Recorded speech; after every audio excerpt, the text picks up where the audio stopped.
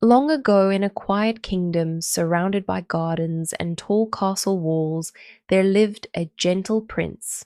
He was thoughtful and kind, and although he had everything a prince could wish for, his heart was still searching. He dreamed of finding a true princess, someone sincere and delicate, not only in appearance, but in spirit as well. The prince traveled far and wide.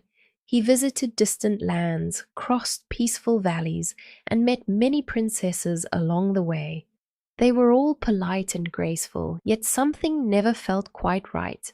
No matter how hard he tried, the prince could not be certain who was truly a real princess. At last, with a heavy but hopeful heart, he returned home. One evening, as dark clouds gathered above the castle, rain began to fall. Thunder rolled softly across the sky, and the wind whispered through the towers. Suddenly, there was a knock at the castle gate. When the queen opened the door, she saw a girl standing in the rain. Her hair was damp, her clothes were wet, and she looked tired from a long journey. Yet there was something gentle and honest in her eyes. She said she was a princess and asked for shelter for the night. The queen welcomed her inside, but quietly she wondered. She was wise and observant, and she decided to discover the truth in a thoughtful way. That night, the queen placed a tiny green pea at the bottom of a tall bed, then covered it with many soft mattresses and warm blankets. The princess was invited to rest. The bed looked cozy and inviting, and the castle soon grew silent as the storm faded away. But the night was not comfortable for the princess. Though the bed was high and soft, she could not sleep well. She felt restless and uneasy, as if something small beneath her was disturbing her rest all through the night. When morning light filled the room, the queen gently asked how she had slept. The princess answered honestly. She said she had barely slept at all, because something hard had made her feel uncomfortable.